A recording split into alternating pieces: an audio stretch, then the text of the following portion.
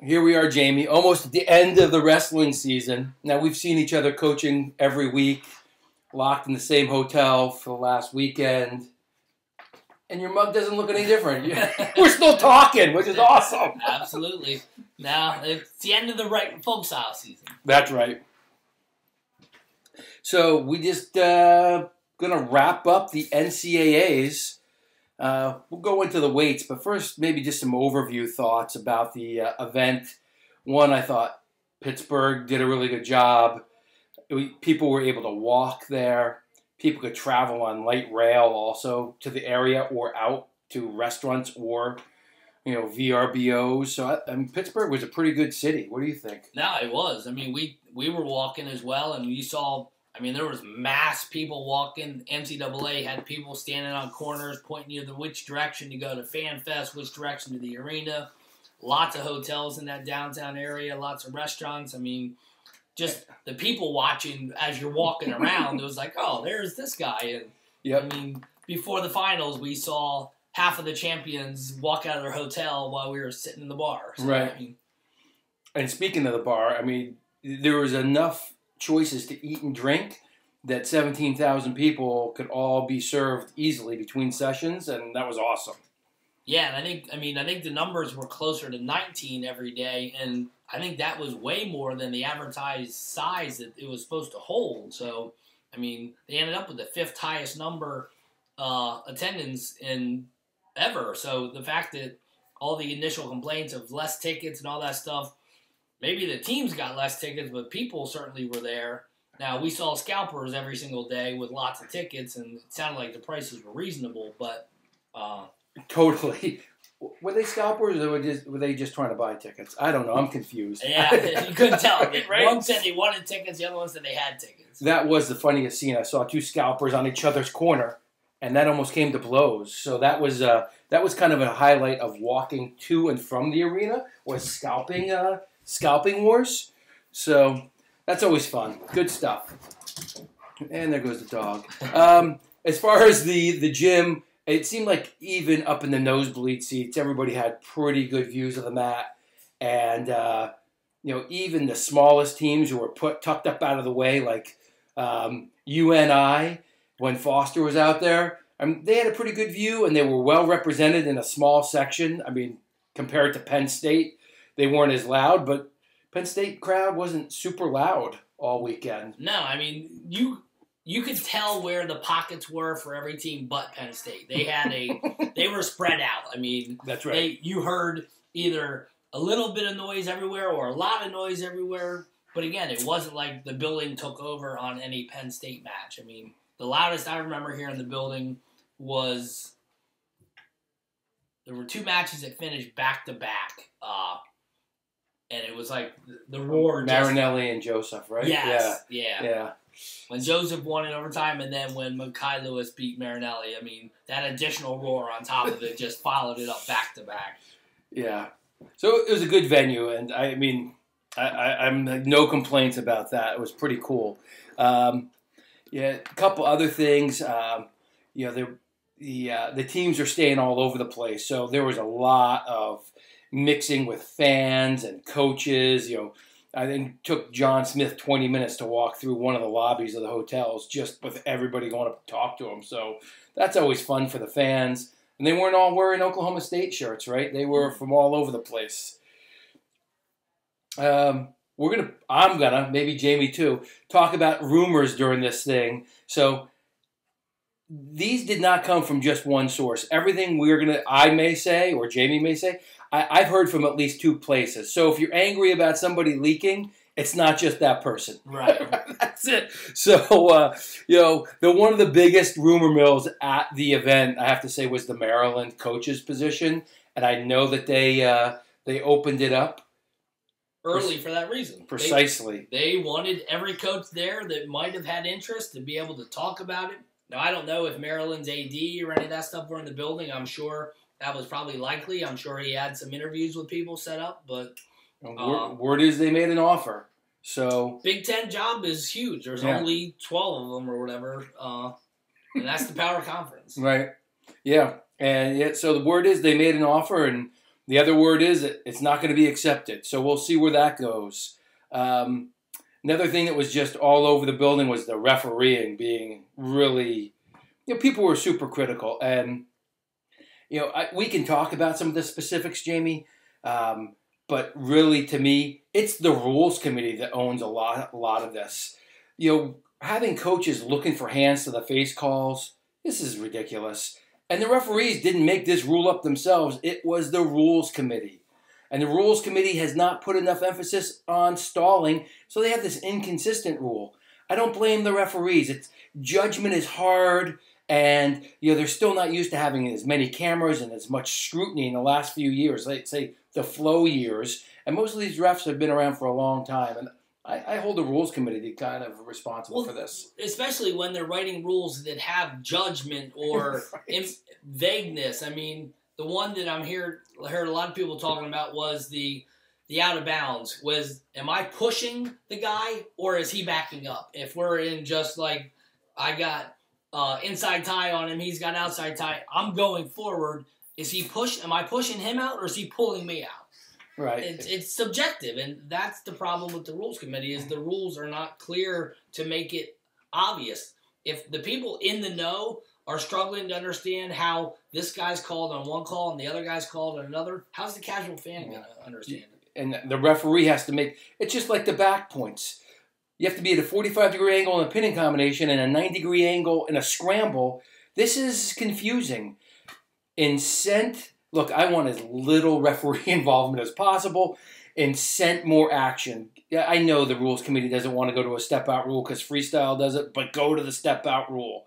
Right? It takes away all the judgment. Or just call stalling as it's intended. Yes, definitely. And then the other one is make both back points, or back angles the same. Because when you have to remember two angles, it's easy to be critical of a referee. A long time ago, I refereed for a couple of tournaments as a wrestler, and it was stressful. There were big matches. You're tired, whatever. I mean, make it simple. Maybe, and that's a good point as far as two different angles, because the biggest complaint that was going around the danger rule was they didn't start counting soon enough. Well, because they're so accustomed to counting at 45 that when they see somebody at 90, it's not instinctual to start counting. Exactly. All right. We probably can touch a little bit on that, but we're going to try and speed through this because we have a coaches meeting in about 30 minutes. The other thing to me that was really notable about it was that Penn State looked tired or flat. Look, they're dominant. They crushed all the way through the point championship. But what Penn State fans, lots of them were disgruntled about, maybe not. They didn't peak the same way. And to me, there were a couple things. One, they didn't look as aggressive as normal. And two, they had trouble finishing their takedowns. Almost everybody, except for maybe Nickel and Kassar. I mean, I think the point that the Penn State fans were is they ended up with 6 in the semis and 5 in the finals, and they're either based upon seed or past results. They could have had 7 in the finals. I mean, Nick Lee has beaten McKenna before, and Rashid was a 2 seed. Yeah. Who didn't even make the semis. So highest seeded guy not to place. Right. They easily could have put 7 in. I mean, we later found out that Rashid's probably got a torn ACL, so okay, well. Yeah. I mean that's what it is. Wrestle. It is hard to wrestle. And apparently he's having surgery on that ACL and maybe we'll see him next year. I think we heard that he and Cass are already had their I saw that on message boards today where it's getting the confirmation they're both approved. Okay. So we heard that from, someone who will remain nameless. Jumping in a little right into the weights. Yep. I mean, to me, one of the biggest stories of the tournament is Kasser. Absolutely. Right. This guy is a senior, never been to the tournament before. The week before, he has what many consider an upset, beating a guy not only who was undefeated, but who had not been taken down. Stevenson. And Stevenson, to me, was going to be the greatest NCAA wrestler to go through. He was going to be undefeated and 4-time NCAA champion until the Big Tens. Kasser had a pretty good draw until he saw Stevenson. Stevenson looked pretty good, but so did Desi. And Stevenson put a whooping on Desi. Holy cow. majored him, and rode him like a donkey. Wow. Yeah, Stevenson was impressive, and I was impressed with him when he came out against Cassar, and then he stopped. I mean, he gets a push-out stalling warning in 15 seconds. Yeah. And then doesn't really go back to it. He kind of backs off. Now, maybe that was Cassar making some changes, not circling more, but, I mean, it looked like in that beginning that he was going to stall him out of the match, or at least control the he's a bully. from neutral. He was a bully there, and Cassar was able to weather that storm. You could see Stevenson's power from his hips. Cassar's, clearly got a strong upper body, but Stevenson came out there and, like you said, pushed him around a little bit, but he couldn't keep up that pace.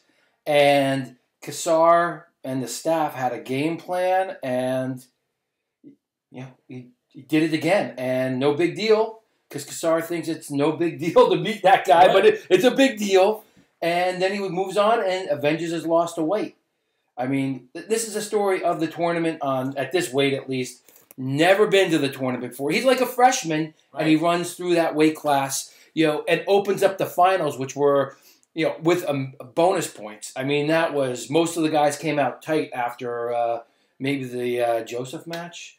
Was that right? Anyway, and but he opened up the finals, and we were hopping. I mean, that was, took it to White. White was his only loss, and it'd be great for him to come back. I tweeted it out. I'd love to see him wrestle Stevenson 2-3 more times. I mean, that's, that is a fantastic match. Right, because they're big athletic heavyweights who move. So it's not your old-fashioned heavyweights that are 280 and just dance like bears.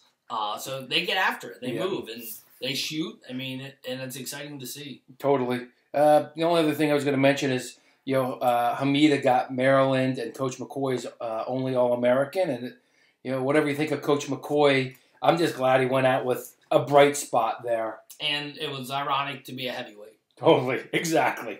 Yeah. So that's it. 285. These are athletic guys. It sounds like Cassar's coming back. Stevenson. We're going to have some other guys coming in who are high school guys now. And Paris and all these guys. And Wood. Wood keeps getting better. He had the highest finish for Lehigh. Lost in sudden victory, probably maybe a little bit desperate in the White match in the semifinal.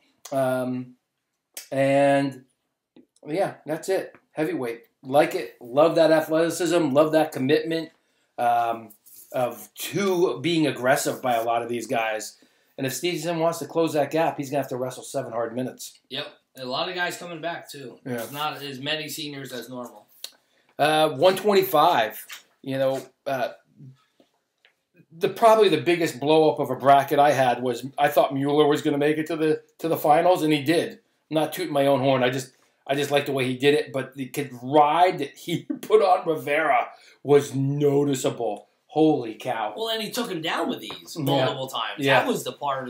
He went out and took him down before you could blink. Off the whistle. And then like you said, he rode him forever. That 8-2 beating, I don't know the last time Rivera. That was the worst loss Rivera had all season, obviously, and you had to go back a ways last year. Yeah. Lee turned it on. This guy, everybody's talking about Lee. I picked him. I can't pick against this guy because he's a world champ. He's a national champ.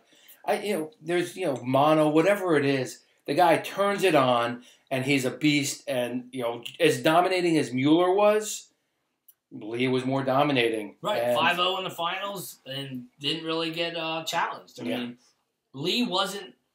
He didn't have a close match all tournament. That 5-0 was a lot wider of a gap than it shows on paper. Yeah, and I thought the pitch match would be tough, and it wasn't. Lee ran over him, and you could see from that first takedown, it was like, all right, this is not going to be competitive. No disrespect to Nick. Right. I like Piccinini a lot, but Lee is, when he turns that on or whatever it is, I will say, I wouldn't be surprised to see him take an Olympic red shirt, and I wonder if he'll be back at the Hawkeyes after that. Who knows? The rumor mill around him and the dad are loud and clear, right? All right. Oh, man. 33. Fix Suriano in the finals. both guys, Fix was a little bit tested by Pletcher. Pletcher showed a little bit of action, but wasn't able to really get dynamic with Fix. And Suriano, he had a tough bracket. I know everybody's talking about like Marinelli having a tough bracket, and Stevenson, or no, I'm sorry, Stevenson, yeah. But look, Suriano had to beat Lizak, Micic, these guys are studs just to get to see Fix. Right. And the thing that stands out to me, look, I didn't see any headgear really move. Now, I've not watched it since I saw it on replay and the big screen. So there's a lot of talk about the headgear getting pulled. If it was pulled, I didn't see it. Did you see a replay? No, I haven't watched the TV version of it yet, but I agree. I mean, Fix's hair was hard, made it obstructed the view, and it didn't look like the head moved. I mean, now, Fix did reach up afterwards, but at the same time, it didn't look like the head moved before or after. Yeah, when Valencia and Hall did this, you saw Hall's headgear move. His head moved. His head moved, right? Fix's head didn't move. His headgear didn't appear to move to me. But let's look, that aside and the challenge of the hands to the face aside, all I'm going to say is that Suriano came out there with a different mindset. He was aggressive, and I'm not saying he was attacking, but he was sort of a bully for the center of that mat. Fix was constantly getting back into the circle. And I don't know if that was his game plan or he was surprised. The first match, both guys were in there hand fighting in the center. And Suriano, the big difference, he looked confident to me and tough. And he came from a tougher side of the bracket, and I was impressed. It gives Rutgers their first national champion. They go from 0 to 2. 0 all time to 2 in one tournament. No, they did great. He, like you said, his confidence and motion and effort, energy was just, you could tell he was poised to win. All right, we're speeding through here, guys. 141, Yanni faces McKenna. Yanni got through Ironman. Ironman is one of my favorite wrestlers. He's a goer. And Yanni, what was that, 6'5"? Over Ironman, yeah. And then, 6-4 sudden victory in the finals. And then McKenna versus Lee in the semis. I'm just going to say I didn't understand Lee's approach at all. Not aggressive. No attacks. Looked to be countering. Maybe that was the coaching. Let's mix up the deal with that. But it clearly wasn't working. And at some point, Lee should have let loose. Yeah, he normally shoots constantly. He's a volume shooter, and he didn't. Yeah. And I'm not sure what the game plan was that was different from when he beat him already this year, but it didn't work. Again, controversial reffing here, but there was time for McKenna to come back. But the thing that you got, Yanni Diacomahalis he's got the mental brain, the mindset of a lion. This guy just, whatever it is, he figures it out. And, right, he is 2 for 2. And I just can't ever bet against this guy. The way he slipped that leg in for what was called a takedown, and I agree was a takedown. That's not some simple stuff. It's not. And he just looked tough. He can weather the storm. He can go fundamentals, or he can go funky. Yeah, he's got it all. Yeah, and look, there was time after the reffing stuff happened, as far as the exposures, for McKenna to do something, but he couldn't. And look, he'll go down as I think one of the best never to win a championship. And he was a beast going into there. Tech fall, major, a decision over Lee 4-3, but I don't think it was close with Lee. And then he lost to Yanni. Yeah, that was one where it was like, as a senior losing, it's like, that's tough to see, but Yanni was better. Yeah. Ashnault, beginning of the season, I talked to him. I wasn't sure. When you get that kind of shoulder surgery, not sure how much strength you're going to get back. Jamie can talk a little bit about that. But he was solid, and even his close matches. So he didn't bonus point his way through the tournament, but he was just in control. I didn't think anything was in doubt for him, and I mean, he was just... He did what number one seed should do. Yeah. He won. He beat everyone. Like you said, he fairly dominant most of the matches. He had the 2-0 with Kaladzic. I don't remember if it actually was that close. I mean, he had put 10 up on him earlier in the year, but... He rode him. He rode him hard and had an answer. When Kaladzic came up, he would level change and take him down. So, I'm sorry, go ahead. No, I'm just saying, yeah, so I mean, that was the one of the few clear number ones that you thought was going to be the one to win it. And yeah. He did. Yeah. I mean, Jordan's got bottom challenges, so you knew he wasn't going to beat him unless he did it on his feet, and Ashnault won some of those battles. Totally. And, so Rutgers, that was their second champion. He graduates. Suriano comes back for, a fourth year, hopefully his third tournament next year. But I'm not sure who else they have in the pipeline. They graduated Gravina, and, everybody's saying it's a momentum changer. Maybe it is. But when you look at their lineup right now, I'm not sure, beyond Suriano, anybody... Van Brilla's gone, Gravina's gone. It's gonna be, it's gonna be tough for them to keep that momentum going. They should be able to. They keep saying they're the Dagestan of USA wrestling. I'm not sure. We'll see. We can talk about that more another time. We got to keep going here. 57, Nolf. That Hidley match to me in the semifinals, Hidley won. I'm a Nolf fan. But Hidley was a better wrestler. I'm not sure we're going to hear something that Nolf, there was something wrong with him, because Nolf didn't look Nolf-esque. I wouldn't say Hidley won. I would say that takedown at the end of the first was a takedown. I mean, Nolf admitted himself afterwards. Mm-hmm. But you can't take the 2 points in the middle of the match and just add them on the end. I got you. Nolf would have wrestled differently. I'm with you. If you were arguing the last takedown, which I think wasn't as clear, and that was more debatable, but I think Nolf was going to get it done one way or the other. But not taking anything away from Hidley, I mean, he's a hammer. Probably argue whether he should have been on the top side of the bracket as the 5-seed or not. The only thing that hurts his argument is he came back and he lost to Pantelio. Yeah. But he was on the top side of the bracket as well. Yeah. Which shows that the top was probably a little stronger than the bottom. Totally. And I would say just the semifinal and the final were the least Nolf-esque matches I've seen him wrestle at the NCAAs.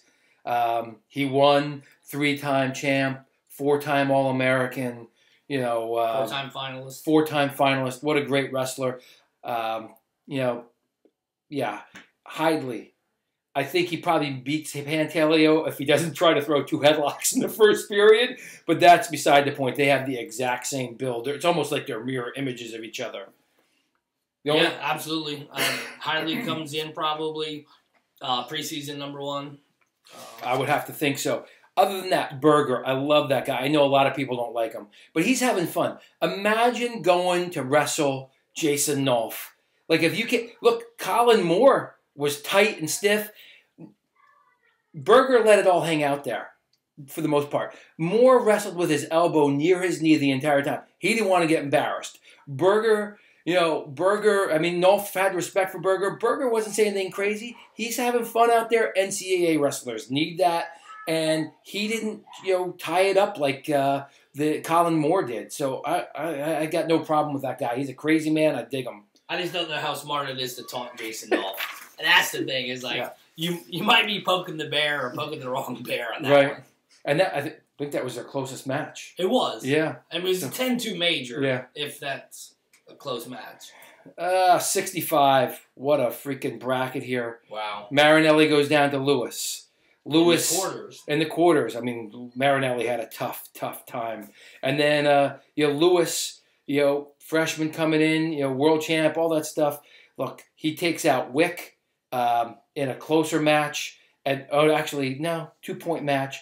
And then takes out Joseph. He Imar'd Joseph, right? Lots have been made of that. We talked about it in the run-up to there. The thing to me is that Kevin Dresser left that program, and Tony Roby is keeping it running. You don't get national champions at the freshman level without running a pretty good program. They had other, McFadden was an All-American too. But, look out for this guy, Mekhi Lewis. I saw him wrestle Lehigh, and he was just a stud. Yeah, I mean, and you could say Roby or Dresser was the coach, but Roby was probably the head recruiter, so he's probably the one who pulled him in anyways, and then he coached him this year, the last 2 years when he was in redshirt. So, no, he's an absolute stud. Again, he's going to come back #1 next year, and I'm sure him and Joseph will have some matches, and there's no reason Joseph can't win, but Joseph looked less impressive a lot of this year than he had in the past as far as more close matches. Yeah, you can say that about a bunch of them, but Joseph was another guy at NCAAs, and in that match, you had trouble finishing. He was in. Same thing on Shields. Had trouble finishing, and it wasn't just him. Nick Lee had trouble. RBY had trouble. So I don't know if it was a change in their training cycle or something else, but a couple of those guys had like double legs. They're running their feet, and they just couldn't finish them. Yeah, couldn't. Yeah, grabbing too high towards the hip sometimes. 74. Hall, his bonus rate was down. We thought he was on the upswing if you've been listening to us since the Keystone Classic and then beating Valencia during the season. But he had the toughest match he's ever had with Amin. Sudden victory win. It's a 1-point victory, but that was sudden victory. And on the other hand, Valencia looked like a stud and bonused his way into the finals. Right. Their regular seasons were reversed. Valencia looked beatable during the regular season, dropped 2 losses, won by, was it a major against Hall? It was close if it wasn't. And then he gets pinned by Daniel Lewis. Yeah. And going in, you're thinking, okay, Hall's going to do it again. Well, then you get to the tournament and they reverse. Hall's looking, running all the close matches, and then Valencia is looking like the unbeatable one. Totally. So, yeah, it was reversed. It was weird. But it's a great rivalry. Again, they're juniors. Who knows? Both are probably eligible. Both are eligible for Olympic red shirts. Who knows if they'll both come back right away or if one of them takes off or both. Yeah. Yeah, I mean, there's so many variables with the Olympic red shirt, Penn State's lineup.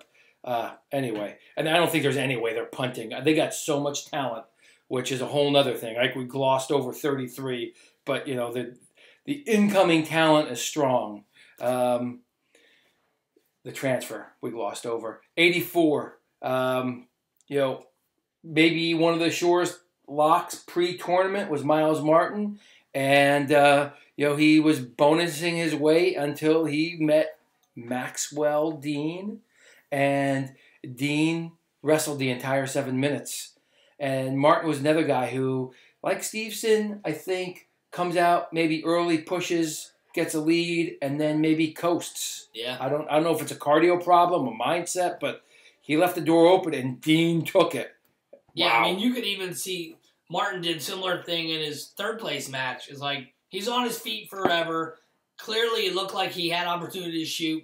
Well, one time he's like, okay, I'll shoot. Gets a load shot in, takes him down, gets the 2 right away. It's like, why are you not that motivated all the time? Mm-hmm. And I get the conditioning, the end of the year, everyone's tired, sore, and all that, but it looks like you have the ability to do it. And sometimes they just don't. Just didn't take it. Didn't push it. So Dean, he's in the finals, and on the other side, Foster, UNI, boy, he had a tournament, man, and he takes out Zach Zavatsky, and then he beats Chip Ness, who was also on his own run, and I had Dean. I thought Dean was going to do it, and Foster took it to him. Yeah, Foster looked awesome. I mean, he's a guy never placed before, and now he makes it to the finals, and again, he took it to him, and that was impressive. That was a nice win for UNI. It's great for their program. Yeah, their tiny section went crazy. It's awesome for UNI. It's awesome for kids to peak in college. Never won a state championship, and good for him. It's good for the program, and Gabe Dean can breathe easier now. His brother can't be better than him, but if he comes back and wins 2 titles, he'll be equal to him, kind of. So, we already talked a little bit about Rashid being the highest ranked seed not to place, and he was knocked off by Chip Ness earlier in the match or in the tournament. And it's one of those things where Ness looked good, But, Foster, guys who peak at this time of year, some of them it's the coaching staff and sometimes it's just an innate mental desire. They will not be denied. I love it. Yeah. Something we didn't talk about earlier was the Lock Haven presence. We kind of skipped over Chance Marsteller, Shoop. Lock Haven had, they finished ahead a bunch of a higher name or ranked or, more notable teams. Stories, yeah, and you got to love what Coach Moore has done up there. I wonder if he'll be up there next year. Stories are conflicting, but, the rise at Lock Haven and Chance Marsteller coming back to finish third, and he had to finish tough. I know I'm jumping around here, but he beat Wick, who had handled him twice. He pinned him the previous match, and then he ended up, getting in that same cradle in the third, fourth match, and almost getting Wick on his back, but still winning, which was impressive. And he had to get through Romero, number 9, Marinelli, number 1, and Shields, number 3, just to get to the third place match to beat number 4, Wick. So, he beat 1-3. He was the 5. He beat the 1-3-4-9 just on the backside. That's impressive, right? He and Emery Parker and a couple other guys. I think Emery Parker lost a second match and was 7 more to get to 5th. Chance went through the highest seeds to get to 3rd, which is impressive. And glad, he said he's going to wrestle 74 kilos, I think. I think so, yeah. And then he also said there'd be some news about which training center he'd be at. So I don't know if that's tied to Coach Moore or not. Never know. Never know. He's definitely a freestyle kid, so he's got ties to a lot of different places, so there's all kinds of different options where Chance would land. 97. Here we are. The guy who I think will win the Hodge is Bo Nickel. Fall, major fall. And then he meets Colin Moore in the finals. Moore chalk to the finals. And then a relatively boring match. If you watch the match, I don't know if I have only seen it live. So to me, I think Nickel wanted to make sure he won the match. But if you look where Moore's elbow is, it is near his knee. Most of the time, they're in neutral. And that's a real hard place to attack from. And I'm pretty sure Nolf lost the championship by being wide open. And I respect him for it. But, taking second stings. Watching your dream get killed. And anybody at the tournament that saw guys who didn't, lost in the blood round or even before, when your dream dies, you can see it on somebody. And he wanted to make sure his dream didn't die this year. And, it was a tight match and maybe not Nickel-esque, but he's a 3-time champ, 4-time All-American, 4-time finalist, stud. It was a controlling win without taking the risk. Do what you got to do, get the job done. And I think that, Moore's mindset was, I don't want to be embarrassed on national television. Right. And it's not disrespectful. I'm not trying to disrespect Moore. But, the first match was crazy. He got pinned. Then it was a bonus point at the Big Tens. And,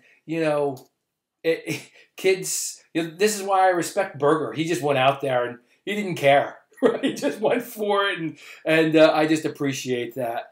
So, 2 things. 1, if you've never been to NCAAs, get your tickets for Minnesota. They went on sale. 2, Iowa. Where'd they finish, Jamie? Iowa finished 4th. They still got a trophy. Right, and I know some people are saying that they got a chance next year. I'm not sure. We'll see where things are at. I am not 100% positive that the team is 100% on board with what's going on there. And if you look at the interview with Marinelli, he's never getting surgery on that knee. Get used to him wearing that. I hope Kimmerer comes back. I wouldn't be surprised if Lee takes an Olympic red shirt. Anything else, Jamie?